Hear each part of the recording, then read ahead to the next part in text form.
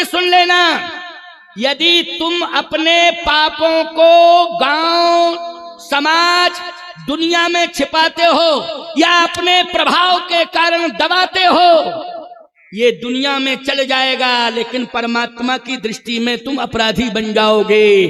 क्योंकि दुनिया से छिपा सकते हो, प्रभाव में दबा सकते हो, लेकिन परमात्मा सब जगह है, वो देख रहा है तुम क्या कर रहे हो, क्या नहीं कर रहे हो। बोलो, जानता है परमात्मा की नहीं? इसलिए ईश्वर की सत्ता से डरना चाहिए और गलत काम से दूरियां बनाना चाहिए, और कोशिश करो कि हमसे कोई गलत काम ना हो, यदि बन सके तो हमारे हाथों से अच्छा ही काम हो। बोलो, यही भाव होना चाहिए कि नहीं? और गलतियां मनुष्य से होती हैं, मनुष्य से गलतियां होती हैं, लेकिन गलतियों को दोहराना नहीं चाहिए, उनकी पुनरावृत्ति नहीं करनी चाहिए। बस यही परिवर्तन, बहुत बड़ा परिवर्तन है कि गलतियों को दोहराओ ना। लेकिन आजकल गलतियों को दोहराते चले जा रहे हो, गलतियों पर गलतियां करते जा रहे हो, गलतियों को दोहराते चले जा रहे हो, और कहते हो भगवान हमसे नाराज है।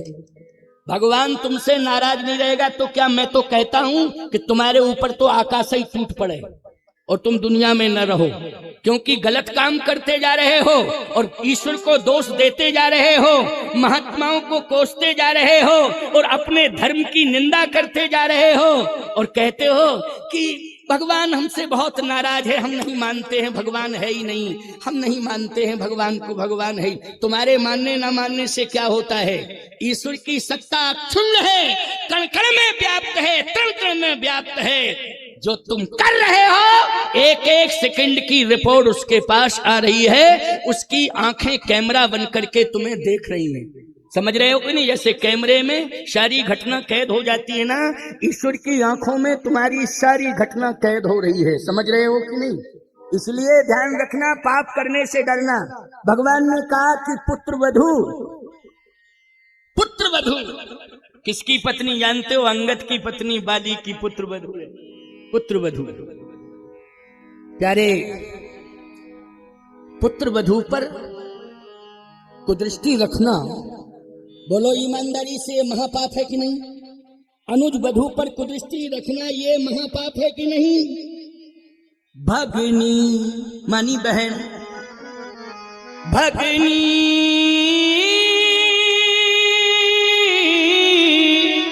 सुत नारी सुन सठिए कन्या, कन्या भी आई इसमें, कन्या पर कुदृष्टि डालना ये महापाप है। पुत्र वधू पर कुदृष्टि रखना ये महापाप है, बहन पर कुदृष्टि रखना ये महापाप है, और अनुज वधू पर कुदृष्टि रखना ये जघन्य पाप है, महापाप है। ये पाप परमात्मा की दृष्टि में अक्षम्य है, कभी परमात्मा क्षमा नहीं करेगा। याद रखना, उसे दंडित अवश्य करेगा।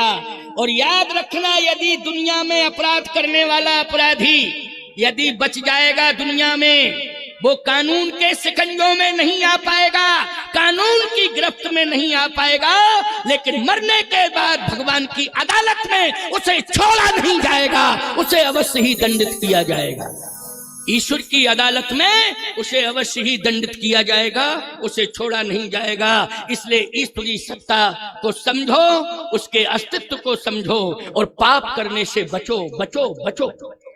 पाप करने से बचो, अपराध करने से बचो, बचो, बचो। यही मेरी पुकार है, यही भगवान से मेरी प्रार्थना है, यही लक्ष्मी नारायण भगवान से मेरी प्रार्थना है कि इस समाज को पाप करने से बचाओ, बचाओ, बचाओ, बचाओ।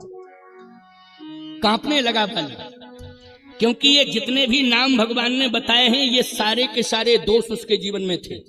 कन्या पर भी उसने कुदृष्टि डाली, उसने पुत्र वधू पर कुदृष्टि डाली, उसने बहन पर भी कुदृष्टि डाली, और उसने पुत्र अनुज वधू पर भी कुदृष्टि डाली। ये इतने प्रकार के अपराध हैं। अच्छा, जैसे ही भगवान ने कहा तो कांपने लगा। भगवान ने कहा, पहले अपनी वाणी से कहो, जो मैं कह रहा हूं वो सत्यता है कि नहीं? बाली ने कहा, सत्यता है। फिर तुम क्यों इस प्रकार से हमारे सामने अकड़ मकड़ करके अपनी बात कह रहे थे? बाली कहता है, सुनहु राम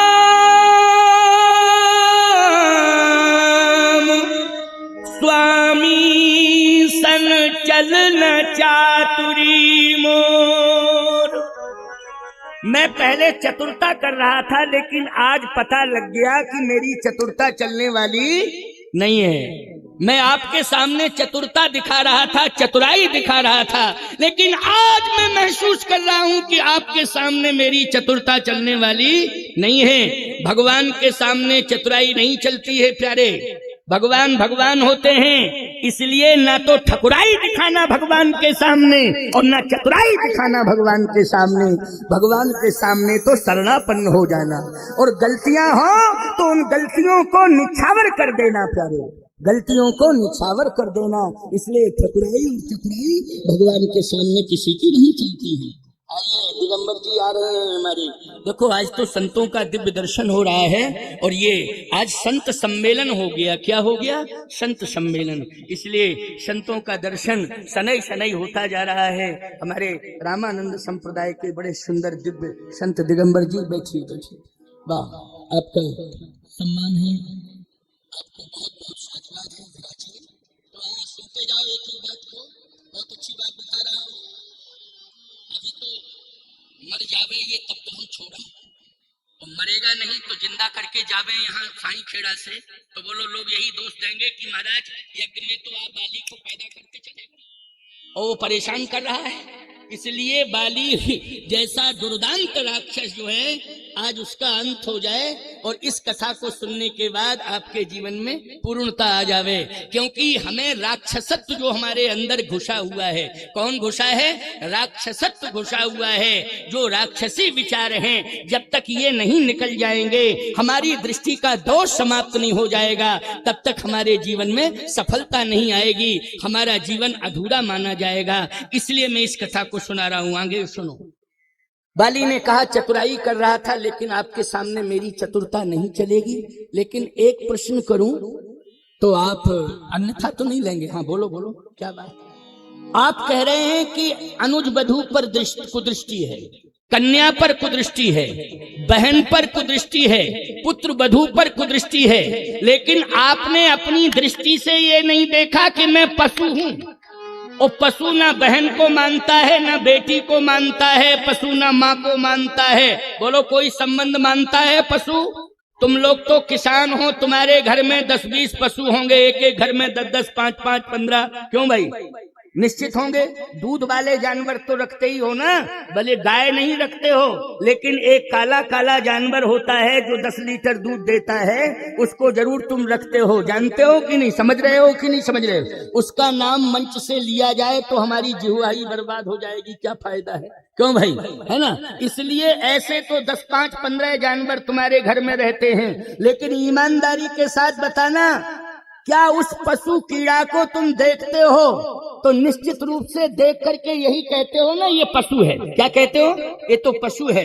इसलिए पशु पक्षियों पर विचार नहीं करना चाहिए। तो बाली ने कहा कि मैं पशु हूँ, वो पावर पशु हूँ। इसलिए पशु ना बहन पर विचार करता है, ना माँ पर विचार करता है, ना बेटी पर विचार करता है, क्योंकि पशु संस्कृति का ये प्रभाव होता है। इसलिए मैं पशु हूँ। आप मेरे दोषों को क्यों गिना रहे हैं, क्यों मुझे बता रहे हैं? क्योंकि मैं तो पशु हूँ। भगवान ने कहा याद रखना, तू पशु नहीं है, पशु का चोला पहने हुए है। समझ गए हो कि नहीं? तू पशु नहीं है, लेकिन पशु का चोला पहने हुए है। केवल पशु की आकृति तेरी है, तू पशु नहीं है। भले ही तू कह दे कि मैं पशु हूँ, क्योंकि पशु जो है धर्म की व्याख्या नहीं करता है। बोलो भाई, पशु क्या धर्म की व्याख्या करता है? नहीं करता है। पशु क्या जाने धर्म है, क्या जाने अधर्म है। गोस्वामी जी कहते हैं ये पशु का चोला पहने हुए है। भगवान ने कहा तू धर्म की व्याख्या कर रहा है। और धर्म की व्याख्या में जानते हो क्या कहा है बाली ने? बाली ने कहा धर्म है तू, धर्म है तू अवतरे गुसाई, मारे मोहि व्याध की नहीं। धर्म हेतु अवतरे गुसाई।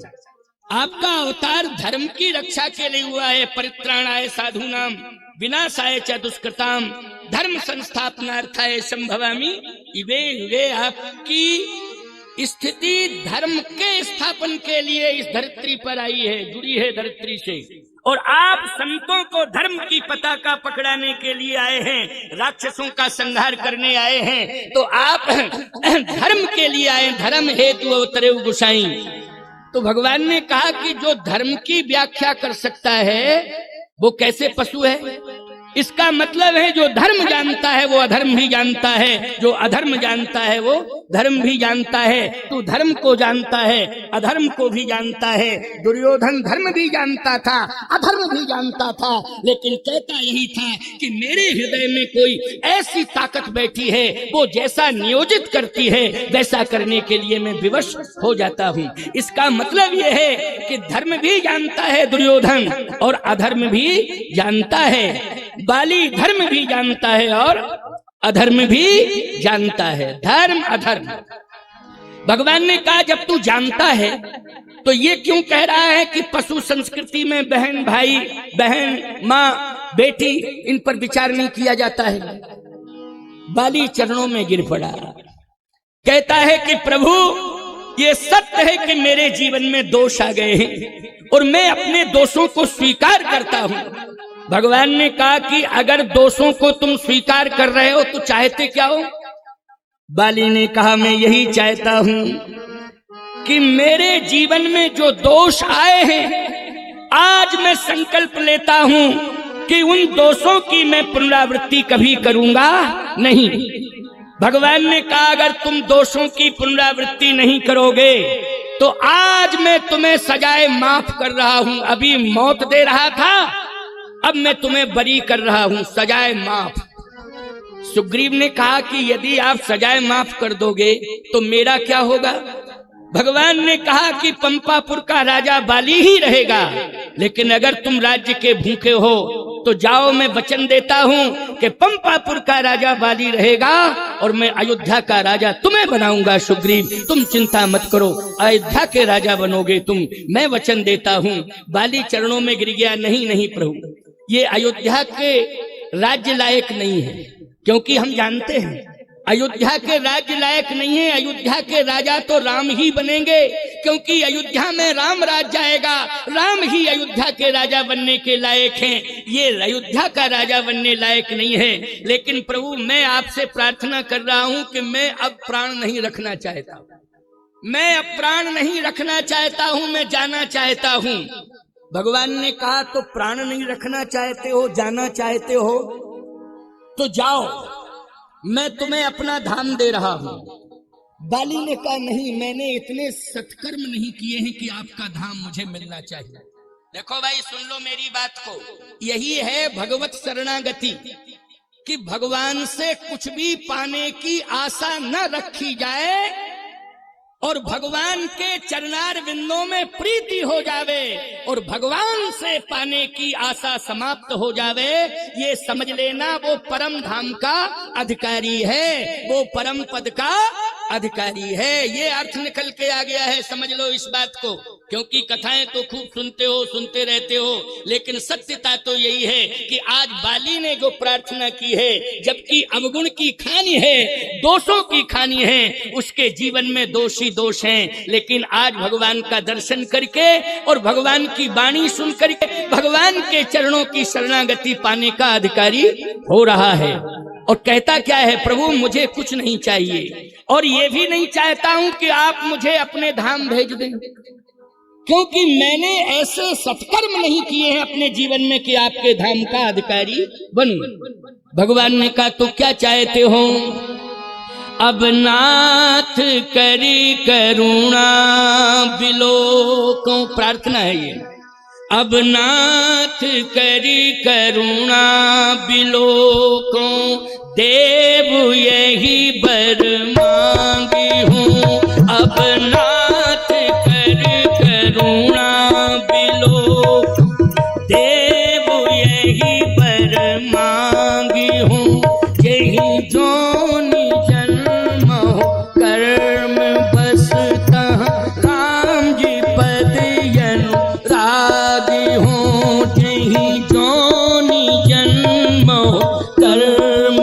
बसता राम जी पद अनुरागी हूँ। कुछ नहीं चाहिए, कर्मानुसार आप मुझे जिस योनि में भेजें मैं उस योनि में जाऊं, लेकिन आपके चरणों का ध्यान करता रहूं। और हे प्रभु, अंत समय जब मेरी श्वास निकलने लगे तो कृपा करके आप दर्शन दे देना, बस यही आशा अपेक्षा है और कुछ नहीं। बोलो जहीं जौनी जन्महूं कर्म बसता राम जी पद अनुरागी हो। बोलो भाई, भाषा बोध आ गया कि नहीं आ गया? समर्पण आ गया कि नहीं आ गया? ना मांगने वाली इच्छा समाप्त हो गई कि नहीं? कामनाओं का अंत हो गया कि नहीं हो गया? अब सब कुछ तो हो गया। भगवंत जब मिल गया तो कामनाओं का अंत तो कर ही देना चाहिए। कामनाएं अपने जीवन में रखना नहीं चाहिए। भगवान ने कहा तो और क्या चाहिए ये बताओ। ये तो मैं डिसीजन लूंगा कि तुम्हें किस योनि में भेजूं या कहां भेजूं, ये मेरे हाथ में है, मेरे बस में है। इसके बारे में तुम परामर्श मुझे मत दो, ना मैं लेना चाहता हूं। ये बताओ अब और क्या इच्छा है, और बताओ। मैं कहता हूं प्यारे, मरने के पहले शत्रुता समाप्त करो। मरने के पहले क्या करना है, जल्दी बोलो। शत्रुता समाप्त करनी है। शत्रुता छोड़ करके मरना। याद रखना, ये 84 लाख योनियों में भटकना है और नरकों की यातना सहना है। नरकों की यातना सहना, 84 लाख योनियों में भटकना। यदि विरोध को छोड़ करके तुम इस दुनिया से जा रहे हो, विरोध पैदा कराया तुमने और विरोध को बढ़ा करके तुम जा रहे हो, इसका मतलब यह है कि तुम्हारे बच्चों को परिणाम भुगतना पड़ेगा और साथ ही साथ गांव वालों को भी परिणाम भुगतना पड़ेगा। इसलिए ऐसी भूल कभी मत करना। पहली बात तो यह है कि विरोध हमारे द्वारा ना होने पावे, इसका प्रयास करना। और किसी परिस्थिति में यदि विरोध आ गया है गांव में या घर में, तो कोशिश करो कि ये भूल से हो गया है, अब हम इसको सनई सनई विरोध को समाप्त करेंगे। क्या करेंगे? सनई सनई समाप्त करेंगे विरोध को। जैसे आपके जीवन में दोष आ जाए तो आप दोष आते ही सनई सनई सनई सनई सम्मान और संपत्ति नष्ट होने लगता है।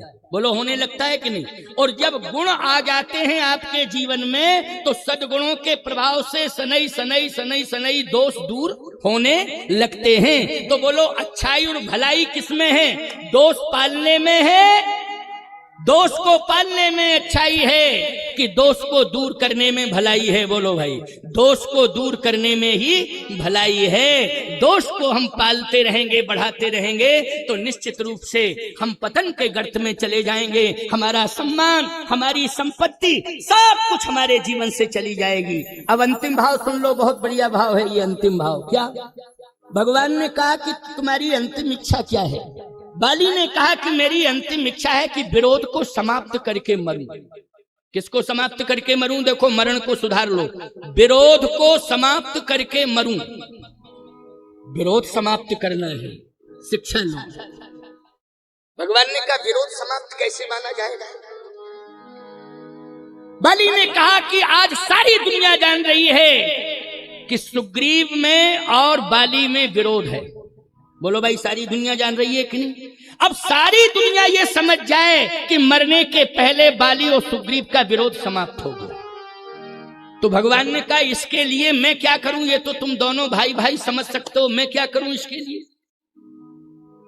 बाली ने कहा कि आप इतनी कृपा करो कि मुझसे दूरियां बना चुका है मेरा छोटा भाई बाली, बस एक बार मेरे हृदय से लग जाए और मैं हृदय से लगा के ये कह दूं कि भाई हमारा तुम्हारा विरोध समाप्त है, और पंपापुर के लोगों को बता दूं कि विरोध मत मानना, क्योंकि मैं आदेश दे करके जा रहा हूं कि सुग्रीव से विरोध मत मानना। नहीं तो सिंपैथी में लोग नारेबाजी विरोध में लगाने लगते हैं। बोलो, लगाने लगते हैं कि नहीं? सिंपैथी में लोग न जाने क्या क्या बकने लगते हैं, भावुकता में आकर के समझते तो है नहीं। Sympathy sympathy sympathy.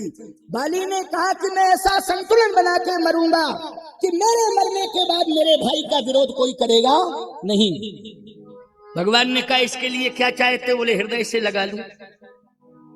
ये तो छोटी सी बात है। भगवान ने कहा सुग्रीव जी लग जाओ, आपका बड़ा भाई है, आंखों में आंसू हैं और कह रहा है कि मैं हृदय से लगा के ही मरूंगा, जाओ लगो। सुग्रीव कहता है दूर से राम राम करवा दो, क्योंकि हम जानते हैं कि अगर हृदय से लगेंगे तो इतनी ताकत है भुजाओं में कि ऐसा मसलेगा, खुदा ही मरेगा, हमें भी ले जाएगा साथ। इसलिए क्या फायदा है प्रभु, हम जानते हैं ये मेरा भाई है, इसके रोम रोम को हम जानते हैं, इसलिए मेरी प्रार्थना है कि आप कृपा करके दूर से ही मैं प्रणाम किए लेता हूं, क्योंकि मरने वाले से राम राम की जाती है, मरने वाला व्यक्ति भी राम राम करता है, और जो मोहल्ले के लोग होते हैं वो भी राम राम करते हैं। क्यों भाई, ये परंपरा रही कि नहीं रही, जल्दी बोलो। और आज निर्वाहन हो रहा है कि नहीं हो रहा है, इसके बारे में हम कोई गारंटी नहीं दे सकते हैं, लेकिन ये परंपरा हमारे यहाँ चली आ रही। देखो आज बाली भी कहता है कि मैं हृदय से लगा लूं, विरोध समाप्त कर लूं। सुग्रीव कहता है दूर से ही राम राम कहलवा दिया जाए। प्रभु दूर से राम राम कर ले, बस प्राण त्याग के हम जाएं। भगवान ने कहा दूर से नहीं, हृदय से लगो, मैं खड़ा हूं ना, हृदय से लगो। डर रहा है, डर के मारे जा रहा है, कांप रहा है शरीर, और जैसे ही बाली के सामने पहुंचा, लंबी भुजाएं जैसे बाली ने बढ़ाई, कहा मेरे भाई आ तुझे आज मैं हृदय से लगा लूं और विरोध समाप्त करके अंतिम श्वास लूं, तुझे हृदय से लगा के। आंखों से आंसुओं की धार। सुग्रीव डर रहा है, लेकिन बाली रो रहा है। दृश्य देखो, ये किष्किंधा का है, ये कहां का दृश्य है बोलो, किष्किंधा का है। इसलिए रामायण का हर कांड आदर्श से भरा हुआ है, कोई कांड ऐसा नहीं है रामायण में, भले ही कांड है, लेकिन बाल कांड से लेकर के उत्तर कांड के मध्य में जितने भी कांड हैं, बोलो प्रेरणादायी है कि नहीं, कुछ ना कुछ प्रेरणा मिलती है कि नहीं मिलती है। लेकिन लेना चाहिए, सीखना चाहिए, समझना चाहिए, बहुत महत्वपूर्ण बात है ये। आज कांप जरूर रहा है, भयभीत हो रहा है, लेकिन भगवान उसे दिलासा दिला रहे हैं, नहीं नहीं नहीं, धैर्य बंधा रहे हैं, नहीं नहीं, डरो नहीं, डरो नहीं, डरो नहीं, डरो नहीं। बाली कहता है कि मेरे भाई मैं विरोध समाप्त कर रहा हूं। बाली से शिक्षा लो, विरोध समाप्त किया उसने। आज विरोध अदालतों में जा रहा है, पैसा खा रहे हैं जज, पैसा खा रहे हैं वकील, और ईमानदारी से बताओ चार तुमको खरी खोटी सुना रहे हैं। दूसरी बात मैं कहता हूं कि तुम्हारे विरोध का यह परिणाम है कि आज पुलिस तुम्हारा पैसा खा रही है, पुलिस तुम्हें गालियां दे रही है, और पुलिस झूठे मुकदमे लिख रही है, और तुम लाखों रुपया दे रहे हो। बोलो संपत्ति भी जा रही है, गालियां भी सुननी पड़ रही हैं, और संपत्ति भी जा रही है, और सम्मान भी जा रहा है। बोलो फायदा मिला कि नुकसान मिला? केवल नुकसान ही नुकसान मिला है, फायदा कुछ नहीं हुआ है। ये तुम्हारी गलती है, ये तुम्हारी बुद्धि की अल्पज्ञता है, ये तुम्हारी भूल है कि आज तुम सम्मान को खोते जा रहे हो। इसलिए खबरदार, चाहे घर का विरोध हो, चाहे गांव का विरोध हो, समाप्त करो। किसी भी सूरत में विरोध बढ़ना नहीं चाहिए। यदि विरोध बढ़ गया है तो उसे कम करने की कोशिश करो, पहल करो। मैं जो भी अगर मेरे कानों तक आवाज आ जाएगी कि फलाने गांव का विरोध फलाने व्यक्ति ने मध्यस्थता करके समाप्त करा दिया है और पुलिस अदालत से गांव को मुक्त करा दिया है, मैं कामदगिर पीठ से आऊंगा और उसे गांव में सबसे पहले सम्मानित करूंगा। प्यारे, उसको आकर के सम्मानित करूंगा, मेरे तक सूचना पहुंचनी चाहिए। लेकिन ये पहल कोई करके दिखावे पूरी ताकत लगा के कि गांव का पैसा पुलिस में नहीं जाना चाहिए, गांव का पैसा अदालत में नहीं जाना चाहिए, गांव का सम्मान नहीं घटना चाहिए। याद रखना, तुम्हारी जिंदगी जो है अशांति में नहीं जानी चाहिए, तुम्हारी जिंदगी बर्बाद नहीं होनी चाहिए। इसके लिए सबसे पहले परिवार का विरोध हो चाहे गांव का विरोध हो, इसको समाप्त करने की कोशिश में लग जाना चाहिए। इसे समाप्त करना है, ये संकल्प ले लो। बाली ने जैसे हृदय से लगाया, कहा भाई आज मैं विरोध समाप्त कर रहा हूं। वैसे राजतंत्र की परंपरा में बेटा ही राजा बनता है, लेकिन प्रभु राम ने जिसको राजा बनाने की घोषणा कर दी है, प्रभु की वाणी में मेरी सहमति है, मैं उनके निर्णय का स्वागत करता हूं। और अंगद, तू रोना नहीं कि मैं राजा का बेटा, मुझे राज बनना चाहिए था। युवराज नहीं राजा के मरने के बाद युवराज नहीं बनता है, बोलो बेटे क्या बनता है?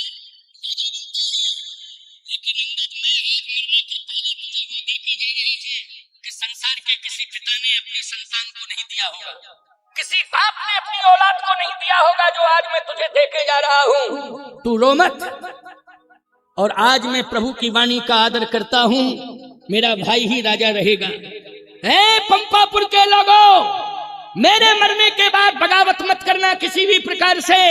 अगर मेरे प्रभु राम ने मेरे भाई को राजा घोषित कर दिया है तो बाली की तरफ से ही सुग्रीव राजा घोषित होता है, बाली की ओर से भी सुग्रीव राजा घोषित होता है। ईमानदारी से बताओ, मरने के पहले संतुलन बनाया है कि बिगाड़ा है? बोलो।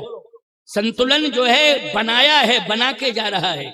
और सुनो, एक बात बताएं आपको, हाथ पकड़ लिया किसका? अंगद का। इधर आ, पास में बुलाया, कहा जानता है तू कि मैं क्या दे रहा हूं तुझे? वो दे रहा हूं कि जो आज तक कोई बाप नहीं दे पाया, वो दे रहा हूं।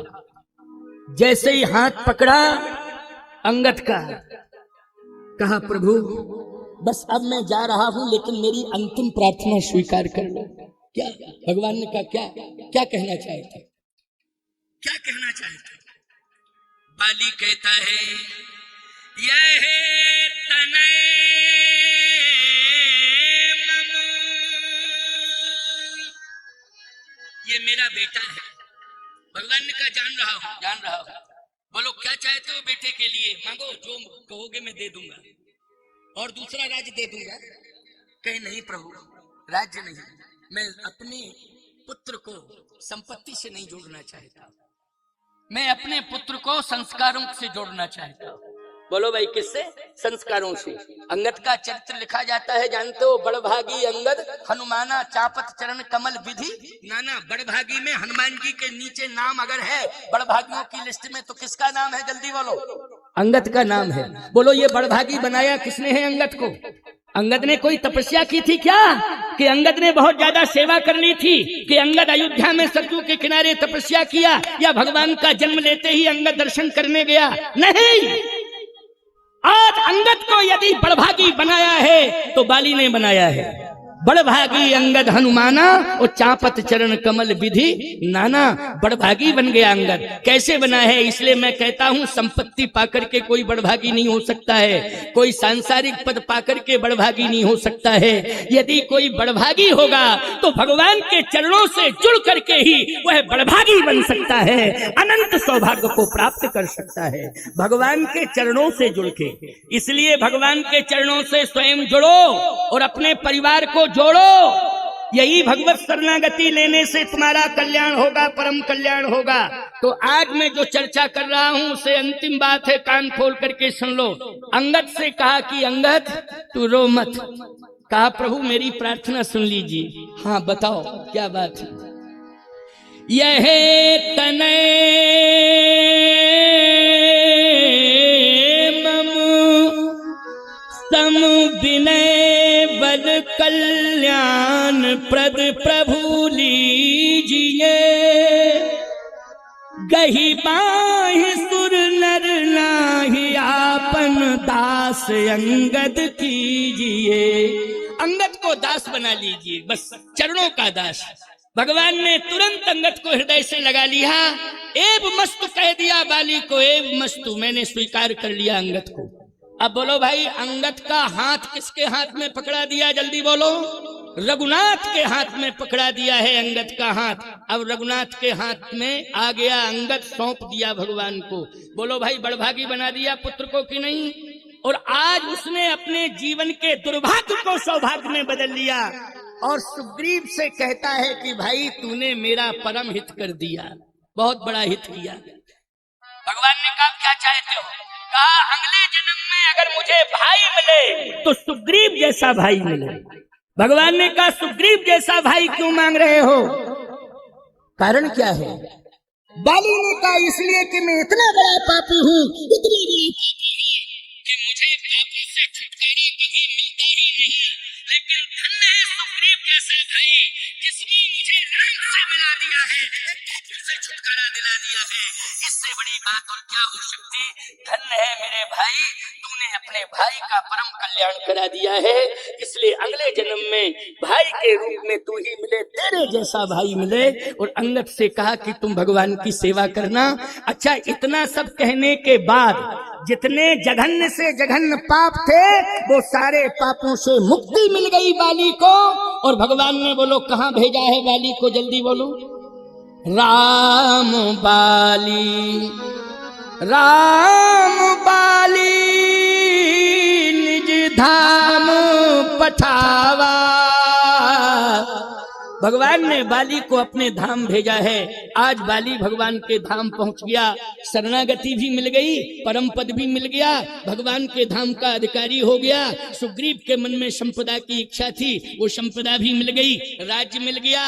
अंगद भगवान के चरणों का दास मिल गया, अंगद को भगवान के चरणों की सेवा मिल गई। बोलो, जो बिगड़ गया था वो सब बन गया कि नहीं बन गया, जल्दी बोलो।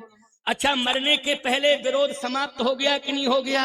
और विरोध समाप्त होने के बाद इतना बड़ा पापी कहां गया, राम बाल निज धाम पठावा, भगवान के धाम गया कि नहीं गया।